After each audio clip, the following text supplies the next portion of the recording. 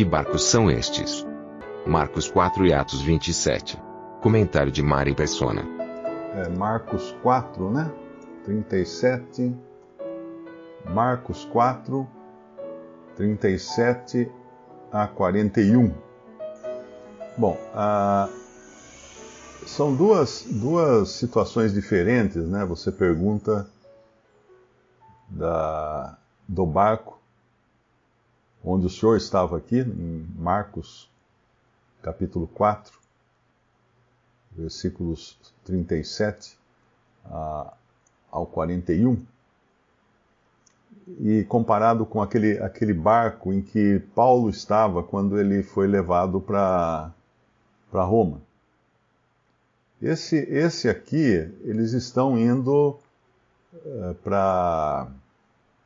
ele entra no barco e ele vai chegar no capítulo 5, ele vai chegar na província dos Gadarenos.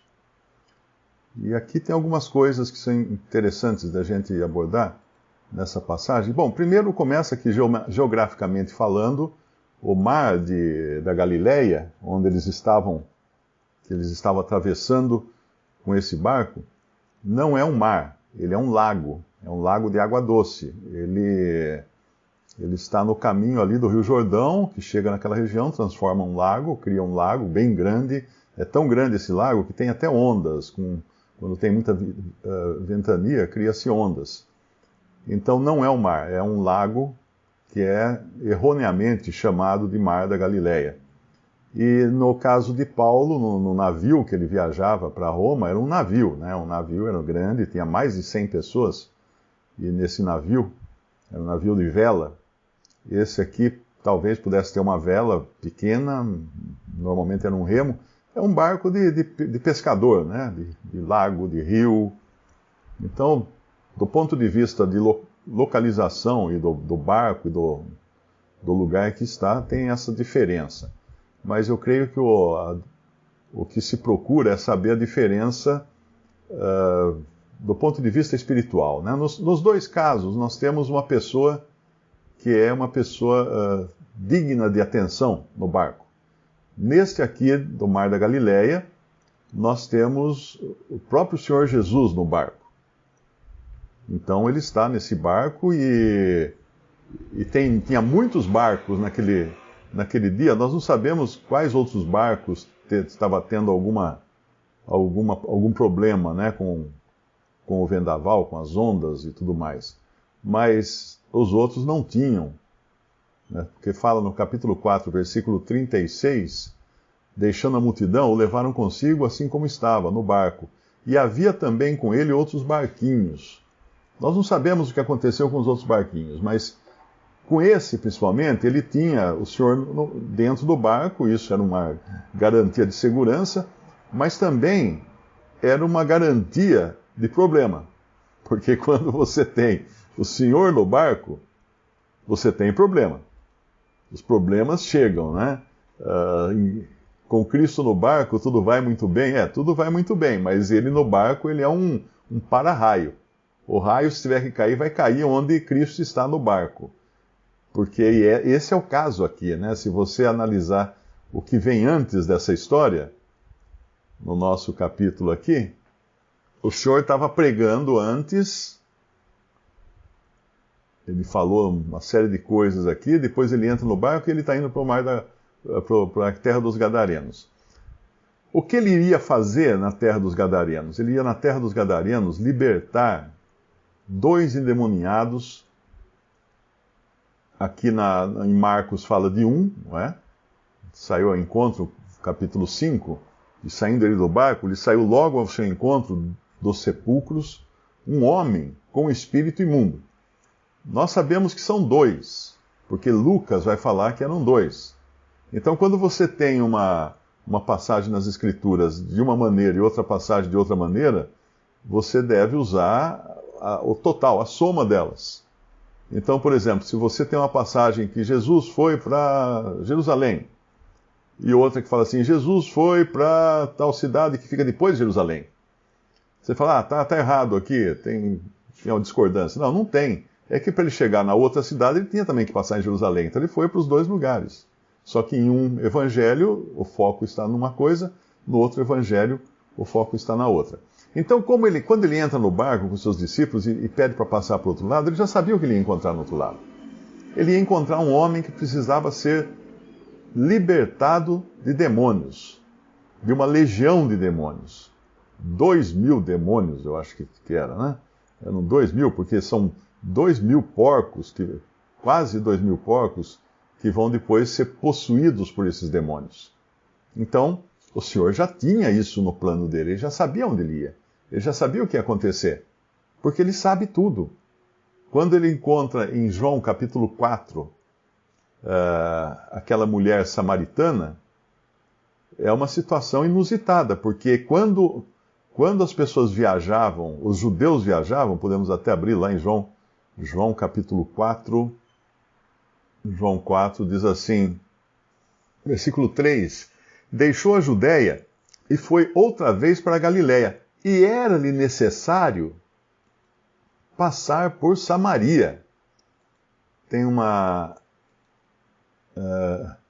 outra versão que fala, era mistério, ou precisava atravessar Samaria, devia passar por Samaria, várias versões diferentes, era necessário passar por Samaria. Então, por que era necessário passar por Samaria? O evangelista João aqui, ele precisa explicar isso por uma razão geográfica também e de costumes. Os judeus não passavam por Samaria. Havia uma inimizade muito grande entre judeus e samaritanos. Os samaritanos não eram judeus, eles eram um povo que foi levado para a Judéia no tempo em que os judeus estavam no exílio. Então, para não deixar a terra virar pasto de animais, ou mato crescer desordenadamente, animais selvagens dominar a terra, o rei invasor, Babilônia, né, mandou para lá um povo, ou uma mistura de povos, mas fez com que eles aprendessem judaísmo, contratou lá alguns escribas, alguns mestres do judaísmo, sacerdotes, para ensinar judaísmo para eles. Então eles foram que como convertidos na marra ao judaísmo, mas eles eram prosélitos, eles não eram nem judeus, e eles aprenderam aquilo como condição para poder continuar morando naquela terra. Mas aí com o tempo eles acabaram desenvolvendo o seu próprio culto a Deus, não em Jerusalém, mas num monte ali da Samaria, e até hoje eles têm isso. Se você pesquisar na web, você vai encontrar que eles fazem até sacrifícios de animais. Tem fotos, eles sacrificando carneiros, ovelhas, prestando culto, tem os sacerdotes, eles têm toda uma ordem de adoração imitada, né, copiada do judaísmo. Mas eles não quiseram se associar ao judaísmo realmente, eles só acabaram criando a sua própria religião, baseada também no que Deus fala, né, nas Escrituras, mas do jeito deles. E quando fala que o Senhor precisava passar por Samaria, é a mesma situação porque ele precisava passar pela província dos Gadarenos. Ele sabia que tinha alguém lá para ser liberto. E ele sabia que em Samaria tinha uma mulher que precisava também ser liberta. Porque os judeus não passavam por Samaria, como eu já disse, mas eles davam a volta. Tinha um caminho que era mais longo, que passava por baixo de Samaria. Quando eles tinham que ir a algum lugar depois de Samaria, eles tinham que dar a volta, para não passar em terra de samaritano. Então aqui é uma coisa inusitada, e até os discípulos depois ficam abismados de encontrá-lo conversando com uma samaritana, e ainda mais uma mulher. Porque lá quando fala em João capítulo 4, versículo 27, diz, e nisto vieram os seus discípulos e maravilharam-se de que estivesse falando com uma mulher. Todavia nenhum lhe disse, que perguntas e por que falas com ela? Eu acho que tem algum lugar que os judeus não conversam com os samaritanos. No versículo 9, a própria mulher fala, né? Pois a mulher samaritana, disse depois a mulher samaritana, como sendo tu judeu, me pedes de beber a mim, que sou mulher samaritana, porque os judeus não se comunicam com os samaritanos. Olha aí como é que era a situação deles. Percebe? Então o negócio não era lá muito amigável entre os samaritanos e os judeus. Mas ele tinha que passar lá, porque tinha essa mulher. E ele ia pregar o evangelho para essa mulher ia se converter, essa mulher ia dar testemunho na vila próxima dela, na cidade dela, e muitas pessoas depois iriam crer em Cristo. E essas pessoas iam se converter por causa do testemunho da mulher, mas muito mais porque eles conhecem o próprio Senhor Jesus depois. Mas voltando então ao nosso capítulo lá de Marcos, porque ele tinha que ir para a província dos Gadarenos, mesma razão. Ele tinha alguém lá para libertar. E quando o Senhor tem uma pessoa para libertar, não importa onde esteja e nem quem seja. Quando o Espírito Santo enviou Filipe à estrada, ao caminho a estrada que ia de Jerusalém a Gaza, né? Acho que é o caminho de Gaza. E Jerusalém para Gaza. E ali tem uma ressalva, a hora que fala disso, que a estrada estava deserta. Ué, por que ele ia mandar alguém numa estrada deserta? Porque tinha lá um homem que precisava se converter. E o Senhor Jesus sabia do estado do coração dele, e foi lá, mandou um servo seu para esclarecer o evangelho para esse homem, pregar o evangelho para esse homem. Esse homem saiu de lá regozijando, ele era um prosélito.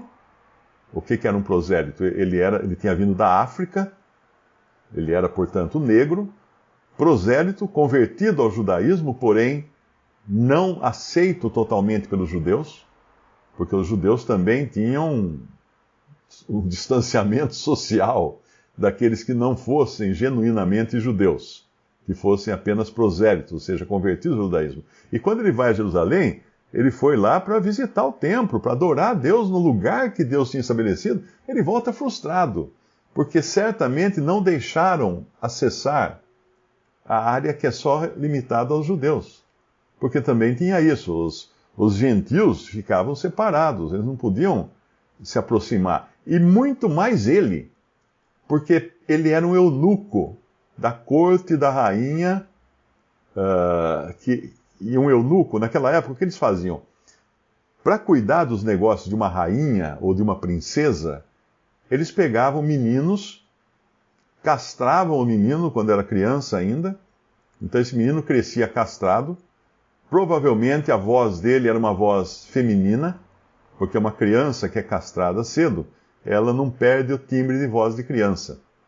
Tanto é que até o começo do século XX, ainda existiam os cantores na Itália, os castrati, que eram cantores de ópera, que eram castrados quando criança para cantar a ópera depois, para cantar a ópera com voz de mulher.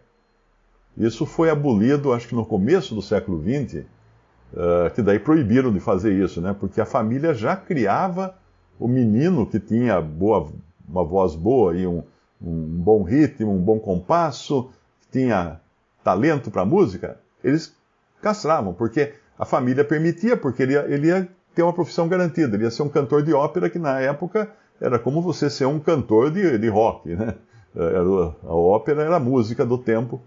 Então, mas antigamente, no tempo dos reis e das rainhas, antigamente, castravam-se as crianças para poderem servir depois nos aposentos reais das rainhas ou princesas. Por quê? Para não corromper a linhagem. Porque se você põe um homem lá para ficar um homem viril, né, que não é, que pode se reproduzir para tomar conta da rainha, daqui a pouco os dois se apaixonam lá e a linhagem real vai para o brejo, porque vai acabar dormindo com a rainha, vai acabar seduzindo a rainha ou a princesa. Então, para não acontecer isso, todos os servos que serviam rainhas e princesas eram castrados. Mais recentemente, isso existia até também no começo dos anos do século XX, isso existia na China. Quando ainda existia o imperador na China, era o império ainda, aquela cidade proibida que chama lá na China, hoje é até um lugar turístico. Ali tinham muitos eunucos castrados que serviam as rainhas. E acho que até tem filme sobre isso, que mostra isso daí em filmes modernos hoje.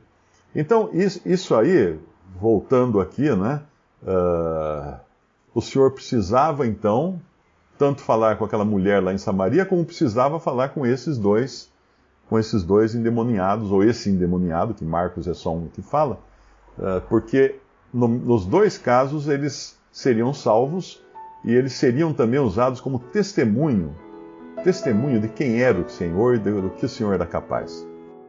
Agora, por que eles estão no barco e por que vem o temporal? Bem, tem um versículo lá em Efésios, capítulo 2, onde nós lemos assim, versículo 1. E vos vivificou, Paulo está escrevendo para os cristãos em Éfeso, os santos em Éfeso, e vos vivificou, estando vós mortos em ofensas e pecados, em que noutro tempo andastes segundo o curso deste mundo, segundo o príncipe das potestades do ar, ou seja, os príncipes dos poderes do ar, do espírito que agora opera nos filhos da desobediência. Então, esse príncipe das potestades, dos poderes do ar, é Satanás. Ele não só é príncipe sobre os poderes, as potestades, digamos assim, os anjos caídos, né? Que habitam no éter, que habitam no céu, tem acesso à presença de Deus no céu, mas ele também, esse príncipe que é Satanás, é muito poderoso, ele tem poder sobre os ventos. Ele tem poder sobre os ventos. E ele usa os ventos como nós encontramos lá em Jó, no capítulo 1 de Jó, quando Satanás pede autorização para tocar em Jó, mesmo porque Satanás não pode tocar em nenhum crente de Deus, nenhum santo de Deus pode ser tocado pelo diabo sem que antes ele pegue um carimbo lá no céu, uma autorização expressa para isso. E até onde ele pode tocar nesse santo de Deus. E quando Deus autoriza é porque ele tem em mente algo que é para o bem e para o proveito desse santo, ainda que seja sofrimento, como foi no caso de Jó. E aqui, depois de pedir autorização, né, e Jó então começar a tribular, aliás, o Satanás começar a tribular a vida de Jó, no versículo 11, o Senhor fala, mas estende a tua mão, Satanás fala, né, estende a tua mão e toca-lhe em tudo quanto tem, e verás se não blasfema contra ti na tua face. E disse o Senhor a Satanás, eis que tudo quanto ele tem está na tua mão. Somente contra ele não estendas a tua mão. E Satanás saiu da presença do Senhor. E sucedeu que um dia em que os filhos e suas filhas, os filhos e filhas de Jó, comiam e bebiam vinho na casa de seu irmão primogênito, que veio um mensageiro a Jó e lhe disse, os bois lavravam e as jumentas pastavam junto a eles, e deram sobre eles os sabeus, que era um outro povo, e os tomaram, e aos servos feriram ao fio da espada, e só eu escapei para trazer-te a nova.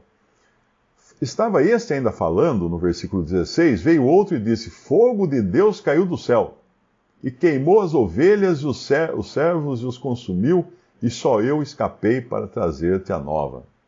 Estando ainda este falando, veio outro e disse, ordenando os caldeus 3 tropas, deram sobre os camelos e os tomaram, e os servos feriram ao fio da espada, e só eu escapei para trazer-te a nova.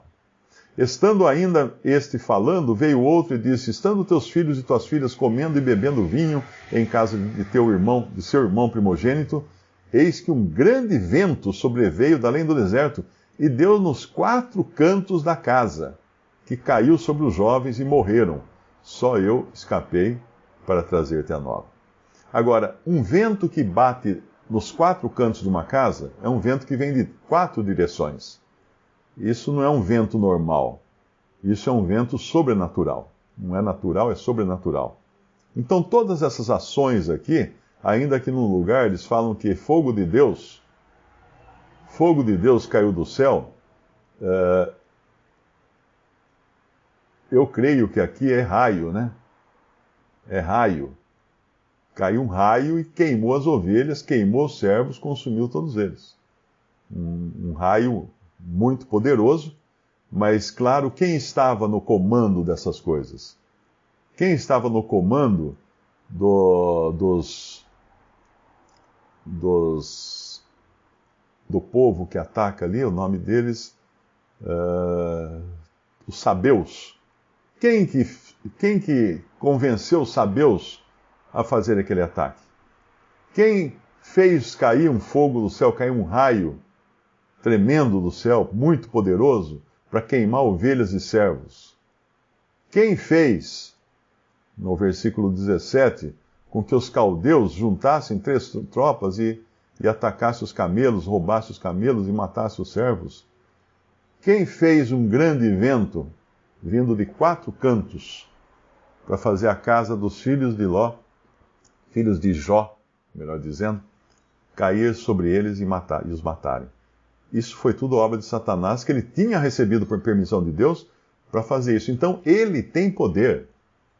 Ele tem poder. Imagina esse querubim tão poderoso que ele pegou o Senhor Jesus no deserto e transportou para um alto monte. Como que ele transportou? Ele carregou o Senhor até o alto monte. Ele o carregou até o pináculo do templo.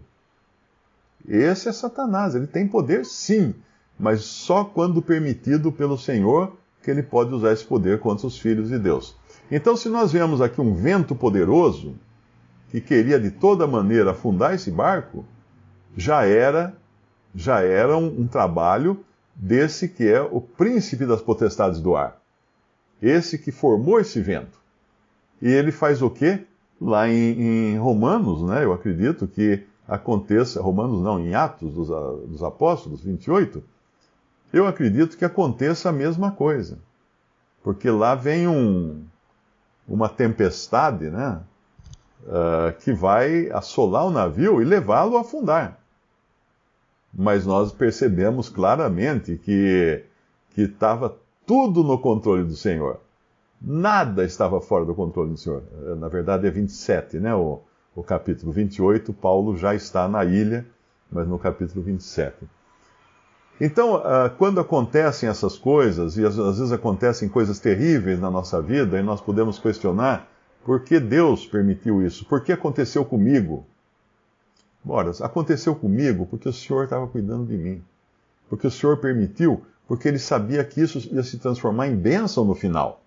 Quando José foi roubado, né, foi dado como morto, fingiram que queriam matá-lo, né? Os irmãos de José lá no Egito, antes do Egito, ele pastoreava as ovelhas com seus irmãos, com inveja dele, porque José tinha aquela roupa colorida que seu pai fez para ele, a túnica que seu pai fez para ele, ele era o predileto do seu pai, predileto de Jacó. Então os irmãos, com inveja, com ciúme, planejam matá-lo, mas então ele é salvo. Um dos irmãos fala, não, vamos fazer o seguinte, ó, vamos vender, ó, vem vindo ali uma caravana de mercadores, vamos vendê-lo de escravo para eles venderem ele no Egito. Então, quando eles fazem isso, e depois mandam para Jacó a roupa de José cheia de sangue de um animal que eles mataram para fazer de conta que era sangue de José, eles venderam José. E José chega no Egito, e todos conhecem a história de José, né? Sofre demais, mantém-se fiel a Deus, mantém-se em fidelidade absoluta a Deus, e no fim ele acaba se tornando um vice-rei do Egito.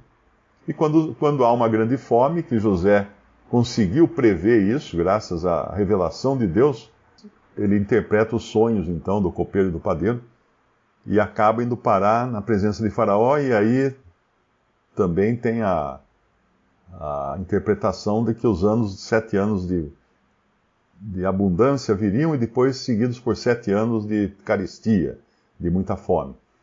Então, ele prepara todo o Egito para isso, não é? Ele constrói silos, ele compra terras, na realidade ele aproveita, porque todo mundo ia precisar de comida depois, ele ia trocar pelas terras, né? Mas quando chegam os irmãos de José, vindos de longe para buscar comida, porque o Egito era o único lugar agora que tinha comida, que tinha alimento, eles não reconhecem o José. Aí tem toda aquela sequência, né, que José esconde dinheiro na bolsa do irmão mais novo deles, e depois faz esse dinheiro aparecer como tendo sido, como se ele estivesse roubando. Ele faz todo um estratagema para trazer o pai dele para o Egito. E ele consegue. E depois, no final quando ele se revela quem ele era realmente, no final do livro de Gênesis, aí os irmãos dele tomam um susto, né? Só que ainda eles continuam usufruindo da misericórdia, da bondade, da beneficência de José. Mas quando morre Jacó, aí pronto, aí dá um frio na barriga dos irmãos de José, porque agora ele falou, agora nosso pai morreu, nada mais impede José de nos matar, por causa do que nós fizemos com ele, né? A gente não... Agora nós estamos diante do vice-rei do Egito, que tinha poder de vida e morte sobre as pessoas. E quando José vê a aflição deles, né? José chora muito também quando se revela a eles e tudo mais. Mas quando vê a aflição deles, no capítulo 50 de Gênesis, versículo 18, versículo 17... Assim direis a José, perdoa, rogo-te, a transgressão dos teus irmãos, e rogamos-te o seu pecado, porque te fizeram mal. Agora, pois, rogamos-te que perdoes a transgressão dos servos do Deus de teu pai. E José chorou quando eles lhe falavam. Depois vieram também seus irmãos e prostraram-se diante dele e disseram, eis-nos aqui por teus servos. E José lhe disse, não temais, porventura estou eu em lugar de Deus? Vós bem intentastes mal contra mim, porém Deus o intentou para bem, ou transformou em bem, para fazer como se vê nesse dia, para conservar muita gente com vida. Olha que coisa linda. Eles tinham intentado o mal, mas José agora entendia que aquilo tinha sido para bem. Deus tinha permitido que acontecesse para Deus transformar aquilo em bem. Então, quando nós vemos acontecer coisas ruins, né, para nós e às vezes para familiares, e nós não entendemos na hora, pode ter certeza de uma coisa, mesmo que Satanás esteja envolvido nisso, é porque ele tem a permissão de Deus. E se Deus permitiu, nada pode atrapalhar. Porque Deus tem poder sobre Satanás também. Os anjos, Satanás e os seus anjos estão na presença de Deus. Quando fala, eu não sei se é Isaías ou Ezequiel, que é visto um trono e todos os seres celestiais em torno desse trono. Estava tudo lá, todo mundo lá. Então eles têm esse acesso a Deus.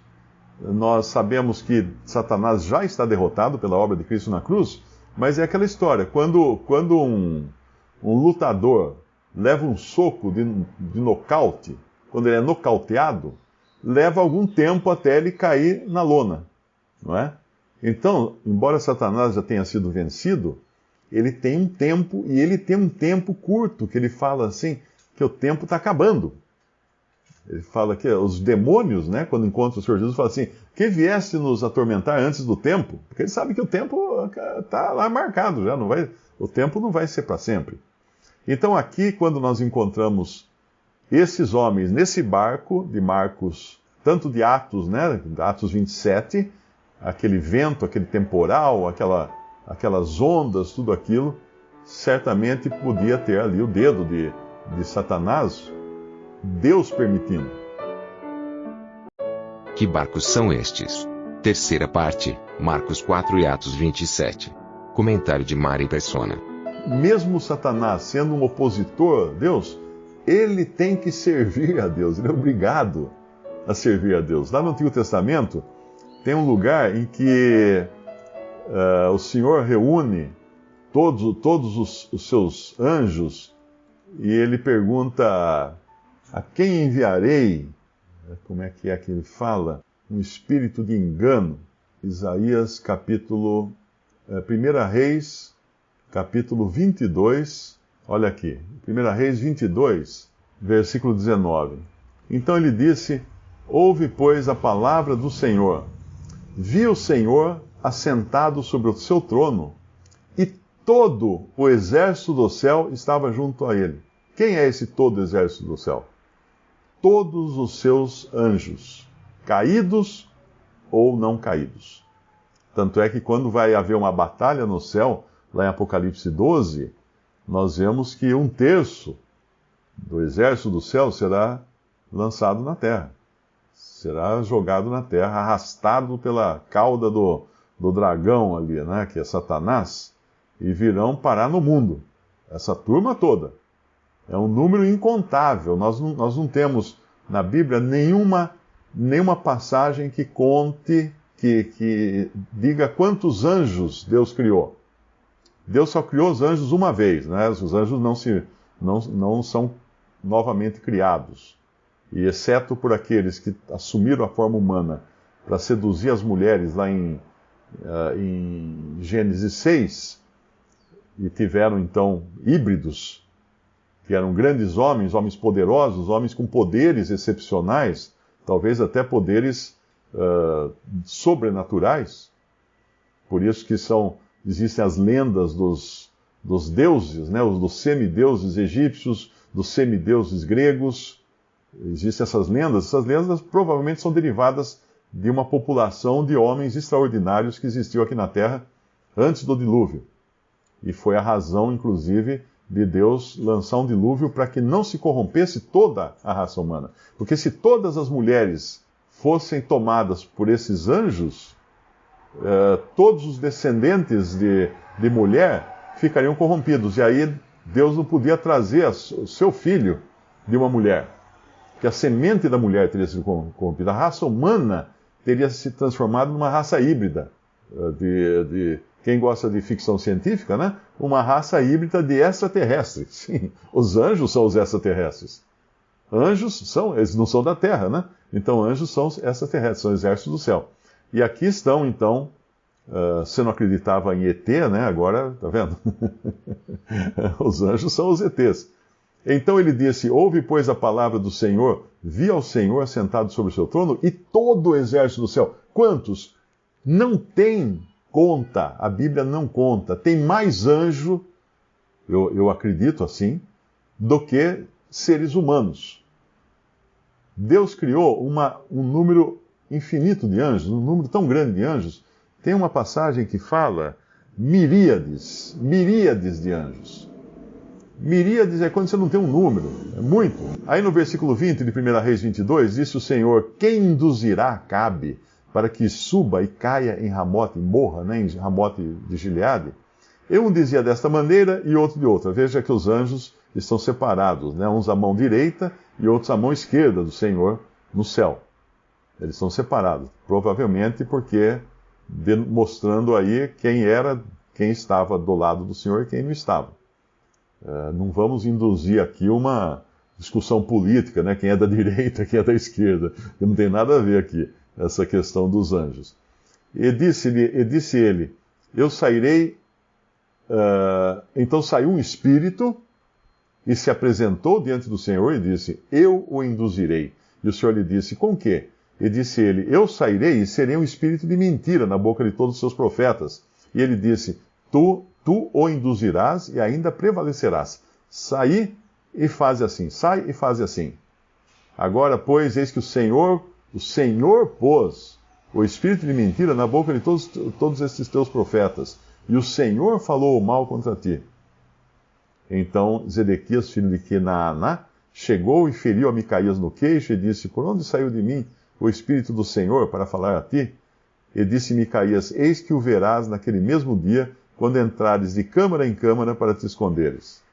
E aí é o que iria acontecer mesmo com Zedequias, né? Que ele ia fugir, se escondendo de sala em sala, de câmara em câmara, porque os inimigos iriam pegá-lo. Então, entenda que se o Senhor ainda não destruiu completamente Satanás e seus anjos, eles não serão destruídos, eles serão todos lançados. Alguns já foram lançados no abismo, sendo o poço do abismo, não é? Que são aqueles que pecaram. Existe, então, é bom entender que existem duas quedas de anjos. A queda lá, né, nos tempos antes até, talvez, da criação desse mundo, ou depois da criação do mundo, nós não sabemos, mas é antes de Adão e Eva, certamente, porque ali Satanás já estava vivo e ativo. Então existiu aquela queda, e existiu outra queda que é a de Gênesis 6. Esses de Gênesis 6, a gente aprende lá da carta de Judas, ou é de Tiago, acho que é de Judas, eles já estão no abismo, em prisões, já estão presos. A palavra aí, original, é tártaro. No texto original, ele está ali como tártaro. E não é... A palavra inferno não existe na Bíblia. O que existe na Bíblia é lago de fogo. Então, todos os perdidos serão... Então, o lago de fogo não foi inaugurado. Às vezes a gente fala inferno não foi inaugurado porque a maioria das pessoas está acostumada a pensar que o inferno é o destino final dos ímpios. Mas, biblicamente, é lago de fogo. Lago de fogo. O destino final dos ímpios. E aí é tártaro esse nome do que está falando aí é tártaro. É uma palavra que tem um significado de um lugar de morte, mas ainda não é o lago do fogo. Tem um outro lugar que acho que Judas vai falar, do abismo, né? Que eles estão no abismo. 6. Versículo 6 fala, em uma tradução, fala entregando a posição aqueles seguindo, abandonaram o seu próprio domicílio, o seu estado original, ele tem guardado sob trevas em algemas eternas para o juízo do grande dia. E também prisões eternas, na tradução corrigida. Cadeias eternas, na tradução do Darby. Correntes eternas. Bom, esses estão presos. Eles estão presos. O que nós sabemos é que, quando você lê Lucas, capítulo 8, versículo 31, os demônios, que são os mesmos lá que nós estávamos vendo de Marcos 4, né, dos gadarenos, eles rogavam-lhe que os não mandasse para o abismo. Então aí a gente entende que esse abismo é uma cadeia, é uma prisão para os anjos e espíritos imundos serem presos. Agora, vai haver um momento em que, como eu disse, né, nenhum desses ainda é inútil nas mãos do Senhor. Vai haver um momento em que o Senhor vai te chamar de volta. Essa turma toda de marginais, vamos chamar assim, porque vai usá-los daí na grande tribulação. Veja que, por exemplo, em Apocalipse 9, capítulo 1, o quinto anjo tocou a sua trombeta, viu uma estrela que do céu caiu na terra, e foi-lhe dada a chave do poço do abismo. E abriu o poço do abismo e subiu fornalha do poço, como a fornalha de uma grande fumaça de uma grande fornalha, e com a fumaça do poço escureceu-se o sol e o ar. E da fumaça vieram gafanhotos sobre a terra, e foi-lhes dado poder, como o poder que tem os escorpiões da terra. Então, no versículo 5 vai falar, foi-lhes permitido que não os matassem, mas que por 5 meses os atormentassem. E o seu tormento era semelhante ao tormento dos escorpiões quando fere o homem. Ora, esses que vão atormentar os homens no Apocalipse eram também da mesma classe, da mesma família daqueles que atormentaram os gadarenos a viverem daquela maneira, se cortando, se machucando no meio dos sepulcros. Então, são demônios aqui. São espíritos imundos que são liberados do abismo, desse poço, e para atuar agora, para tentar os homens, para fazer com que sofram as pessoas. Não é? Depois, desse mesmo abismo, nós vemos que fala de uma besta que sobe do abismo, fala lá em Apocalipse 11, no versículo 7. Apocalipse 17 também. Apocalipse 20, versículo 1. Nós vamos encontrar de novo o abismo. E vi descer do céu um anjo que tinha a chave do abismo e uma grande cadeia na sua mão. Ele prendeu o dragão, a antiga serpente, que é o diabo e Satanás, e amarrou-o por 1000 anos. E lançou-o no abismo, e ali o encerrou, e pôs selo sobre ele, para que não mais engane as nações, até que os 1000 anos se acabem. E depois importa que seja solto por um pouco de tempo. Então é esse o lugar. Mas não é lá em aquela passagem que fala de Pedro, que fala do 2,4. Isso. Porque se Deus não perdoou aos anjos que pecaram, mas havendo-os lançado no inferno, os entregou às cadeias da escuridão, ficando reservados para o juízo. Então esse não é esse inferno não é o juízo. Esse inferno é uma prisão provisória, onde eles estão. Não é o lago de fogo, porque depois do juízo serão lançados todos no lago de fogo. E depois, estes e também Satanás será preso ali, também durante 1000 anos, Satanás ficará preso ali, e depois todos eles serão tirados dali para serem lançados no lago de fogo, para eternamente serem sentenciados ao lago de fogo, que foi criado para o diabo e seus anjos, não foi criado para os homens. Um ser humano que for parar no lago de fogo eternamente, ele é um abelhudo, ele é um intrometido, ele foi lá porque ele quis. Porque Deus não criou o lago de fogo, às vezes chamado inferno, né, para os homens, ele criou para os diabos e seus anjos. Então, pensando no porquê Deus ainda permite, porque ele vai usar. Como ele usou no passado, esse espírito de mentira, ele usou Satanás para entrar em Judas e levar Judas a trair o Senhor Jesus. Quando o Senhor está ali no meio da ceia com seus discípulos, eu acredito que Satanás não tenha participado da ceia, porque o pão que o Senhor dá com molhado, né, para Satanás não era pão molhado em vinho, era pão molhado em molho. Porque na Páscoa dos judeus, você tinha a carne do cordeiro assado e você tinha um molho de carne, onde eles molhavam o pão, como a gente faz, né? Chuchava o pão lá no molho para comer pão com molho de carne. Então ele dá o pão para Judas e fala, vai, o que tem que fazer, vai e faz. O que ele tinha que fazer? Ele tinha que fazer aquilo que o Senhor determinou que ele fizesse. Porque ele já estava perdido, ele estava vendido ao diabo. E ali é o único caso na Bíblia que nós encontramos de Satanás, o próprio Satanás, possuindo um ser humano. Não existe outro caso em que o próprio Satanás possui. Existe possessão demoníaca. Não é? Eu tenho uma visão particular disso. Alguns irmãos talvez não entendam assim. Eu tenho a visão de que os anjos eles têm o poder de transformar-se, né? Transmutar-se em formato humano. Tanto é que os anjos que aparecem na Bíblia, eles aparecem na forma de homem.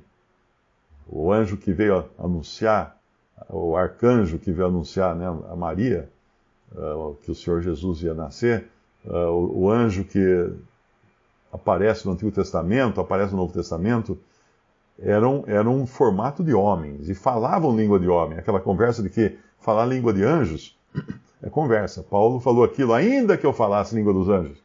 Não é que ele falava língua dos anjos, é a mesma coisa que eu dissesse, ainda que eu fosse presidente dos Estados Unidos. Não é que eu sou presidente dos Estados Unidos e nem sou candidato, não vão votar para mim nas eleições agora, porque eu não sou candidato a presidente dos Estados Unidos. Então, ainda que eu falasse língua dos anjos, é uma suposição.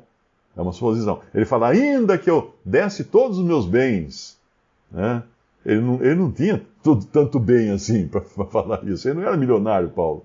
Ainda que eu desse o meu corpo para ser queimado. Ele não ia dar o seu corpo para ser queimado, mas ele está fazendo suposições, né, lá em 1 Coríntios para mostrar que ainda que ele fizesse coisas extraordinárias, se ele não tivesse o amor, isso seria como um sino que retine. Não tem nada de material nisso, ou de tangível nisso. Mas voltando então, o Senhor vai manter esses anjos e demônios. Eu estava tentando explicar agora que eu não entendo que os anjos e demônios sejam os mesmos tipos de seres, porque os anjos, como eu disse, têm esse poder de se transformar em forma humana, e fazem isso ao longo da Bíblia toda, nós encontramos, mas os demônios não. Os demônios, ou espíritos imundos, como são chamados, eles precisam de um veículo. eles são não tem os sem terra, os sem casa, eles são os sem carro, porque eles não têm um veículo para se manifestar. Por isso que eles precisam entrar em alguém para ir fazer as coisas. E por isso que quando o Senhor Jesus vai expulsá-los daqueles gadarenos, eles rogam ao Senhor, não, então deixa a gente entrar naqueles porcos. E aí o Senhor permite. Eles precisavam de um veículo. Não sabemos de onde eles surgiram, não sabemos se num passado remoto, antes até do Jardim do Éden, eles tinham tido algum tipo de corpo, alguma coisa assim. Nós sabemos que são espíritos distintos. Mas então, todos esses espíritos malignos e anjos estão ainda a serviço do Senhor para cumprir as suas ordens. Nós sabemos que Satanás irá energizar o anticristo. Isso com que autoridade? Com que o Senhor vai dar a ele de fazer isso. Nada escapa do Senhor. Nós sabemos que no milênio, né, o Satanás ficará preso 1000 anos.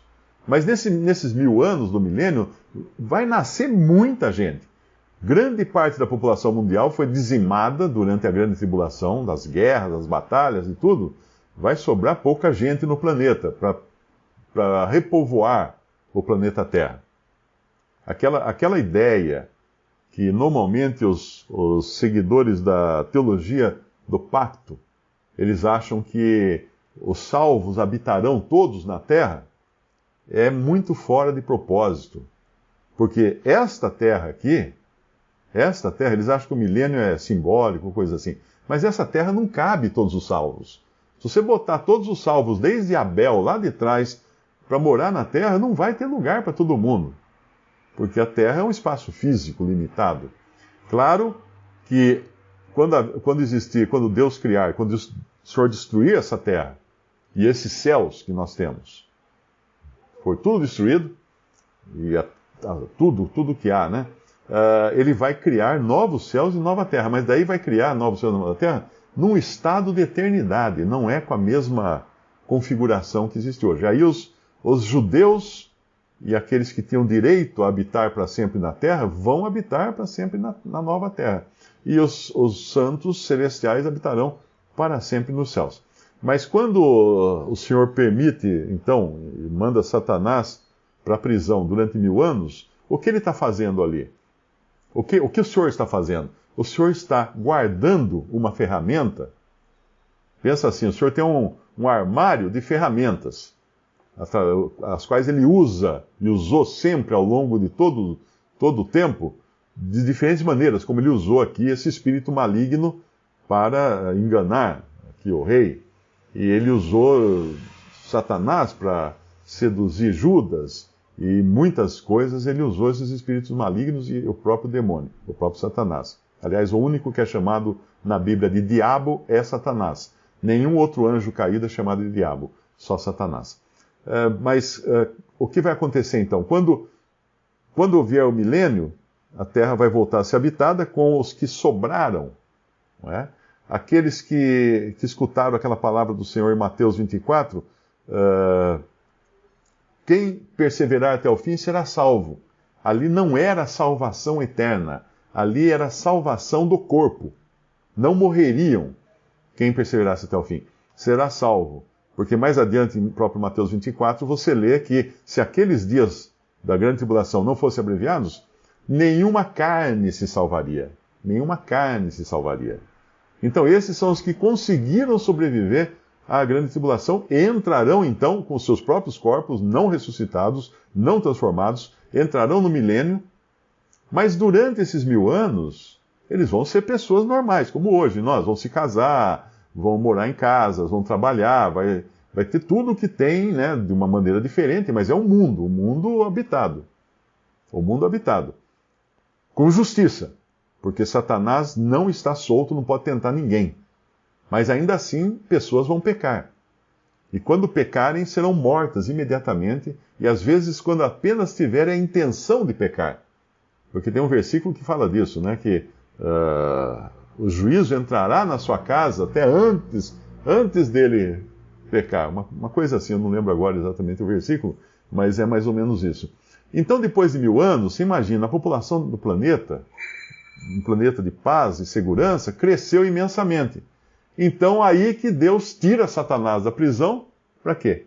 Justamente para fazer aparecer quais eram os inimigos de Deus e os inimigos de Israel.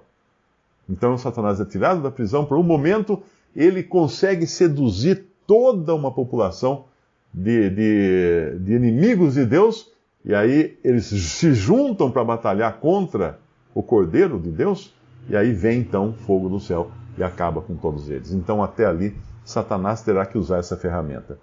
Diferença do barco que ia para a terra dos Gadarenos, né? Sem falar da toda a questão que o Senhor cuidou deles em toda a tempestade e tal, mas houve uma tempestade para que ele não chegasse lá e não libertasse aquele homem, e houve uma tempestade também na ida de Paulo a Roma para que ele não chegasse em Roma, onde ele seria um testemunho para cumprir aquilo que Deus falou quando ele se converteu, para que ele seria um que ia testemunhar diante de reis. E não qualquer rei, mas do próprio imperador de Roma, da própria família real. Tanto é que depois nós encontramos pessoas da família real convertidas, que Paulo manda saudações aos da casa de César, ou dos da casa de César, não lembro exatamente, mas Satanás vai estar sempre querendo correr atrás de atrapalhar a obra de Deus. Lá em 1 Tessalonicenses, capítulo 2, 1 Tessalonicenses capítulo 2, versículo 18. Por isso bem quisemos uma e outra vez ir ter convosco, pelo menos eu, Paulo, mas Satanás nolo impediu. Satanás nolo impediu.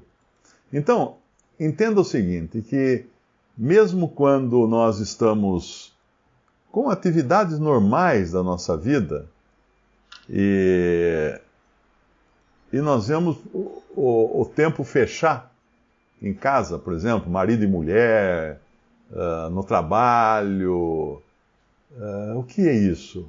Satanás querendo nos atribular, querendo, mesmo entre irmãos, não é? Começa a criar divisões, começa a criar antagonismo entre irmãos.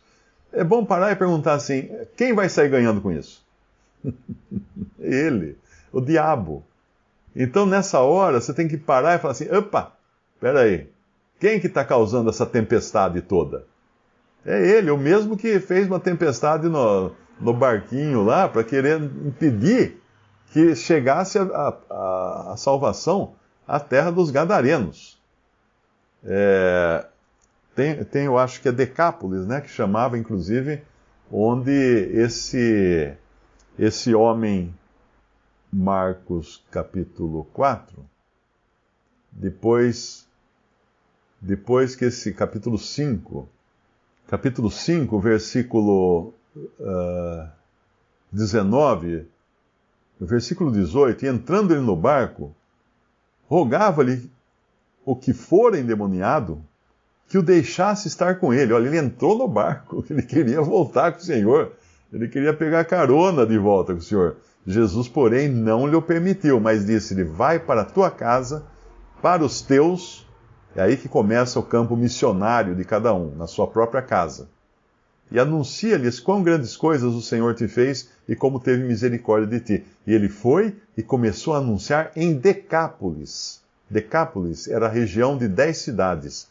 Quão grandes coisas Jesus lhe fizera. E esse Decápolis aqui,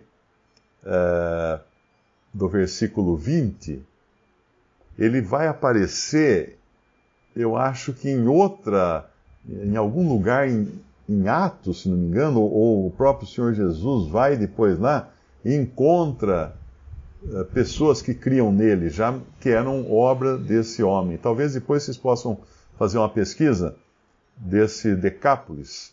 Eu não sei se aparece como Decápolis ou aparece 10 cidades Decápolis. Vamos ver.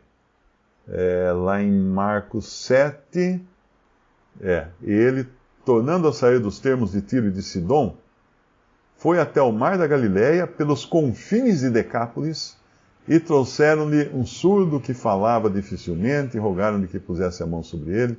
Então ali, mais uma vez, o Senhor agora vai ter pessoas que confiam nele, ao ponto de agora trazer esse surdo, não é? Mas, de qualquer maneira, eu espero ter respondido aí a questão do barco e da diferença. Eu comecei a falar do palito, falei da caixa de fósforo inteira, né? Mas eu acho que isso sempre ajuda a gente ter um conhecimento panorâmico da Bíblia, não ficar só fechado numa passagem. É um detalhe importante dessa passagem do barco é que quando Pedro para de olhar para o Senhor e olha para o vento e para as ondas, ele olha para as dificuldades que ele estava passando, é que ele começa a afundar. Antes disso ele estava andando. Ele saiu do barco e saiu, né? Saiu andando e de repente sentiu o vento, sentiu a dificuldade, começou a olhar para a dificuldade e para as ondas, aí ele começa a afundar. Mas ele grita, clama pelo Senhor. E um detalhe importante é que Pedro não estende a mão para o Senhor. É o Senhor quem estende a mão para Pedro. É sempre ele que toma iniciativa. A iniciativa é do Senhor. Mesmo quando a gente pensa assim, um belo dia eu me senti pecador, eu fui a Cristo.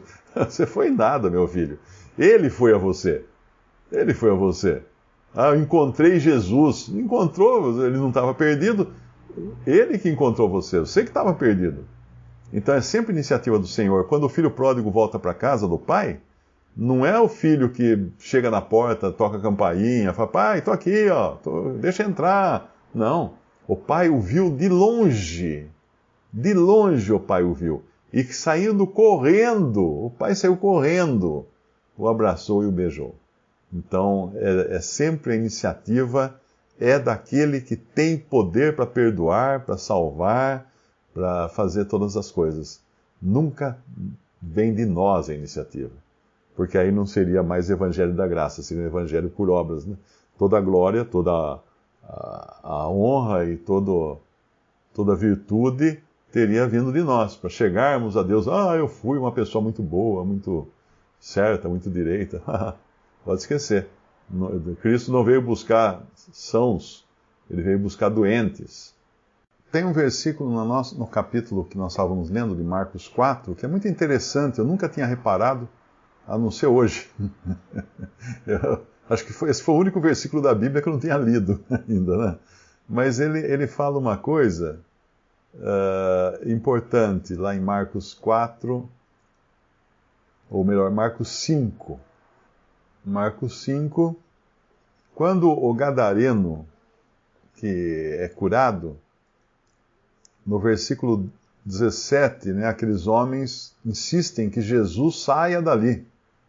Saia dali. Mas depois, no próprio Evangelho de Marcos, no capítulo 7, nós vamos encontrar que o Senhor voltou à região das 10 cidades e aí mudou completamente, porque provavelmente lá já tinham pessoas que confiavam e criam no Senhor, tanto é que trazem doentes, trazem enfermos para ele, para que ele possa curá-los. Então mudou a disposição de algumas pessoas lá, e isso foi graças ao testemunho daquele homem gadareno curado.